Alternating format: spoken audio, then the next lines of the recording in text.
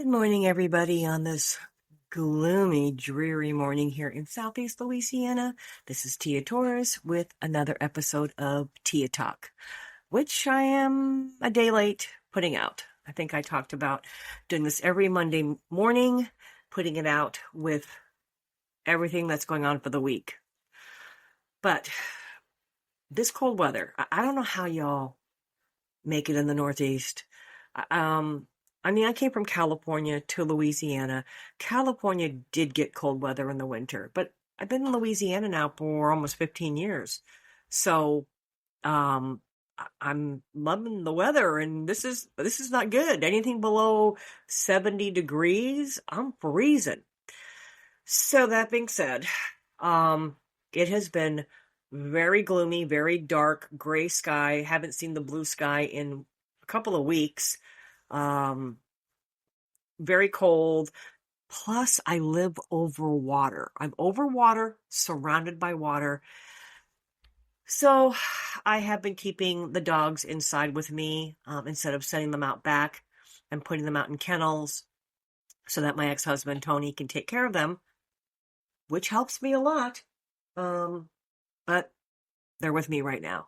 So if we get through the next 10 to 15 minutes without a dog barking, it's going to be a miracle. But I'm going to try. Now, add to that. I am surrounded by woods and swamp. Okay? Let me lay out the equation. Wintertime, cold weather, woods, swamp, house full of coonhounds. Okay, this is their time of the year. 'Tis the season. I have learned the hard way. Wintertime is when coonhounds go out and hunt with their owners. So it's hunting season right now. Now, most of my dogs could give a rat's ass about hunting ever again. But I do have a couple, one in particular, Bondurant. He's on our website. He's up for adoption. Who, I'm looking right at him right now. You lay down. Let me tell you what I have to do. I have to close my curtains so he can't see the squirrels in the trees outside.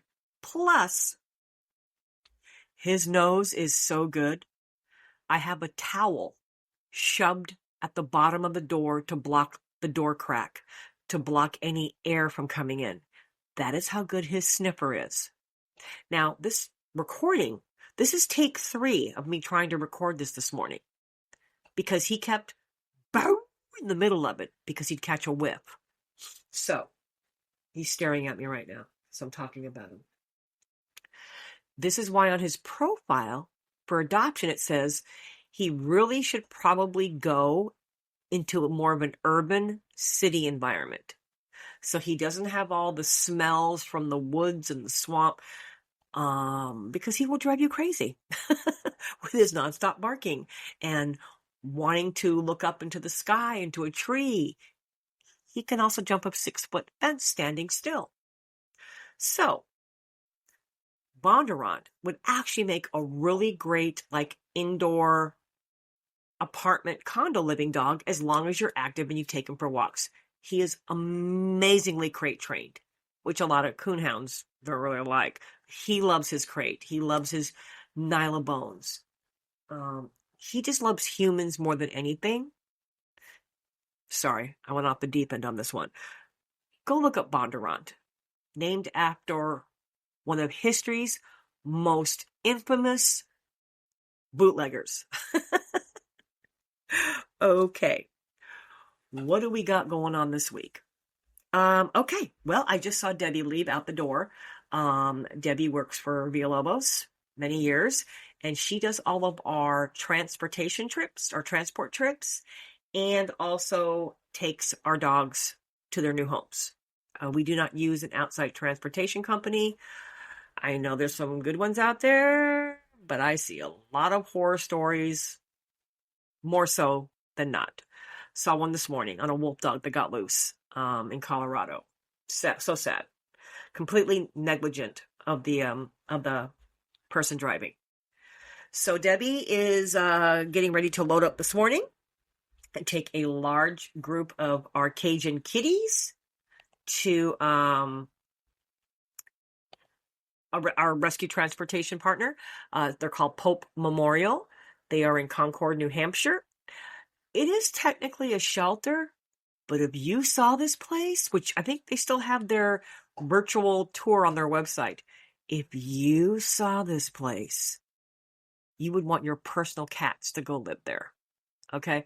I don't even want to call it a shelter. I don't even want to call it a humane society. I want to call it like a mansion. It's beautiful. So they take our cats, our Cajun kitties. We drive them up there. They have the most amazing team that works there. And then the locals come and adopt our cats. I mean, come on. You live in the Northeast. Who would not want to adopt a Cajun kitty, right?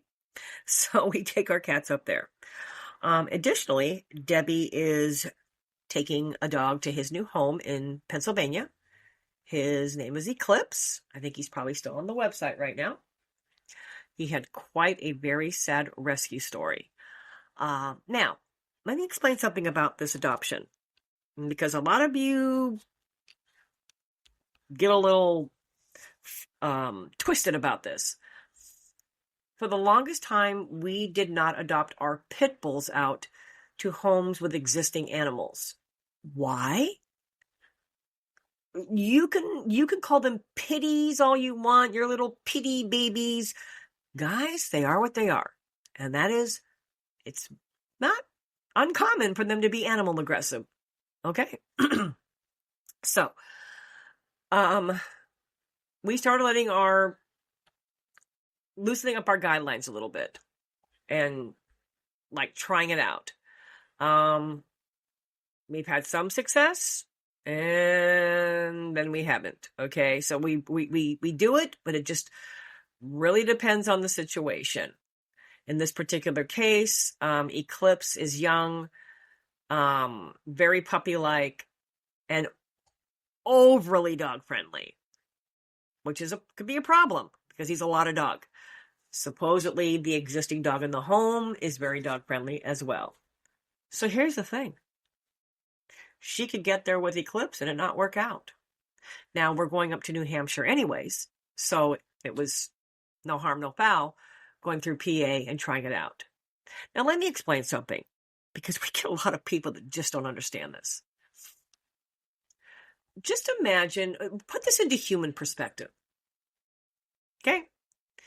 Your parents, and this does happen in other countries, your parents are driving you to your new home with your new husband, your new partner. There you go, your partner. We'll call it a partner. What, you just know you're going to get along? You just know you're going to be in love with each other?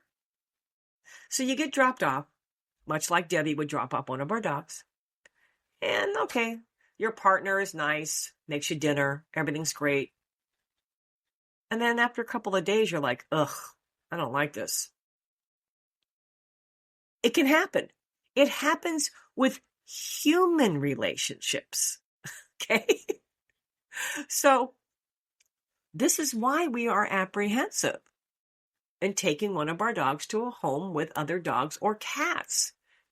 It just creates more variables for the adoption to possibly not work. Okay? Again, in the last few years, we have loosened our guidelines. We try it out. And like I said, sometimes it's worked. Most of the time it hasn't. We're going to try again with Eclipse. Who knows? I mean, they may not like each other. They may get in a fight and Debbie has to go back to PA to pick up our dog. That's the other thing. When we drop off a dog. Oh my God, they're not getting along. Come back and get your dog. Okay? PA is not as far as opposed to like someone who wants our dog in Seattle, Washington. Okay? I'm choking on my own words. So we have to explain that to people. When we get someone from California, I have 5 cats. I want this dog. Okay, well, what happens if our dog kills all your cats?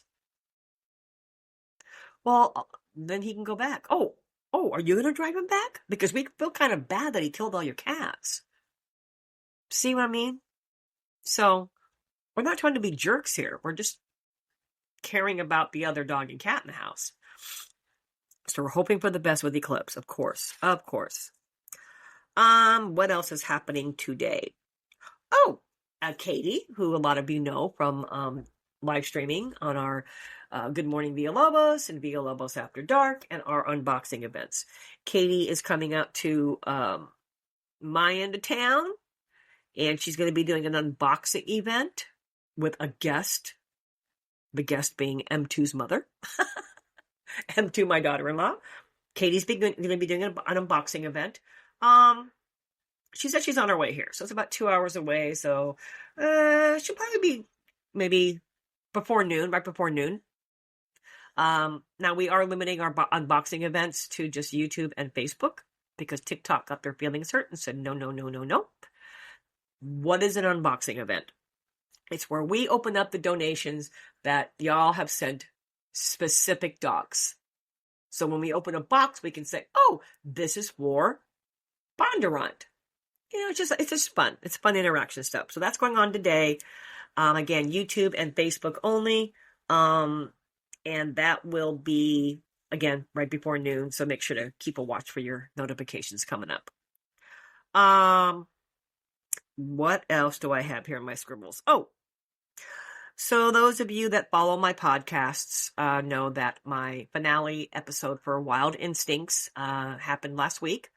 Wild Instincts was my story time autobiography on how I got my experience and how I learned dog behavior and how to work with dogs and training through the eyes of exotic animals and my time spent in Sri Lanka. So that episode, that podcast ended last week. The story was over. And now I will pick back up on my Just Tia podcast. I know a lot of you have been waiting for that one. It's a lot of work. Just Tia is my audio autobiography. Yes. Unlike other public figures, I chose not to write an autobiography book. Instead, I'm doing it through a podcast. And where Wild Instincts was free, Just Tia is not. It's behind the paywall on my YouTube and my Patreon platforms, but it is at the lowest tier. So, at least that's something. Guys, it's like my personal journey, and I have some stuff that I give away for free, and I have some stuff that I do got to make donations with. Like, I got to make money, guys. I got to keep this rescue going.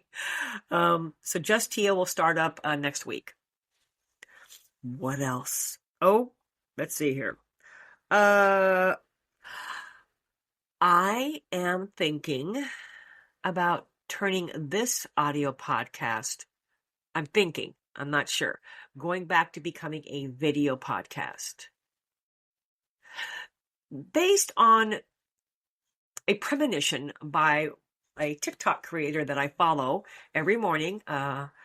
She goes by Obviously Sassy. She's a TikTok like a workshop. And she predicted that video podcasts were going to become super duper popular for 2026, which I do a couple, but Tia Talk is a free podcast. So I'm like, maybe I will. Just depends on a lot of things. So that might be coming. But for now, Tia Talk will remain a weekly audio podcast, and as time allows, a daily live stream. Okay? So there you go. You got Tia Talk audio podcast every Monday morning and Tia Talk Q&A live stream every day around noontime. Guys, you have to understand that sometimes I don't get to them because I run this thing called Villalobos Rescue Center. 400 dogs, almost 100 employees. Very difficult to get me through a day and be able to do these things, but I try. The other thing, I keep saying this every week, and as soon as I get done here, I'm going to set aside my work for a minute, but I've got to get back to my prison platforms because it is the other part of my life. I think I have 3 components in my life. I have the dogs, I have the prison world, and I have my novels and my writing and the stuff that I do with writing my books. Okay. My publishing stuff. So that's my little piece of the pie there, like 3 pieces of my pie. But I got to get back to my prison stuff. I have several inmates that are looking for pen pals. And with Christmas time here, it's like, it'd be fun, to get them Christmas cards sent to them, get people talking to them. I know being in prison is a controversial topic. I know my dog people could give 2 craps about it. That's okay. This is why I have separate prison platforms, which they say is not recommended, that you should put everything under one. I do. I do put everything under my Tia Torres platforms, but at the same time, I then extend my prison stuff out to separate prison platforms. So there's a lot to this social media, a lot. I'm also going to start getting back into, I don't know, maybe on a weekly basis. I put out a couple of podcast series called Surviving Rescue. One is on YouTube and one is on TikTok. Just talking about things you can do to keep the donations coming in. And because they are recorded content, I think they get lost in the shuffle. Because every day I have someone saying, Tia, how are you guys raising donations? Let me tell you something. It really has something to do with that we once had a TV show. We were once filming 5 years ago, guys. We stopped filming like 5 years ago. So right now, we're back to basics, like with y'all. We can't rely on the TV anymore. So we have to come up with really creative ideas to raise donations. And I want to be able to help all of you try to succeed. So I got to start really, really repeating that over and over. And I think I'm going to start today on my Q&A, my Tia Talk Q&A, my Tia Talk Q&A live stream, again, every day at noon on TikTok, Facebook, YouTube, okay? That's where you can find it. And it's on both the Villalobos Rescue Center and Tia Torres. So if you go to both, Facebook, TikTok, YouTube, it'll be on those. So 6 live streams going on at one time. Oh my gosh. I need to stop talking. I've been talking for 17 minutes. Okay. And I got dogs to let out. All right, y'all. Let me get this posted up so you know what's going on. And be sure to check in with Katie in a couple of hours or so here on YouTube and Facebook. And then I will follow it up with a live stream Q&A on Facebook, YouTube, and TikTok. I know, it's a lot. I'm a lot. We're a lot. But then so are you. All right, guys. We'll catch up with you later.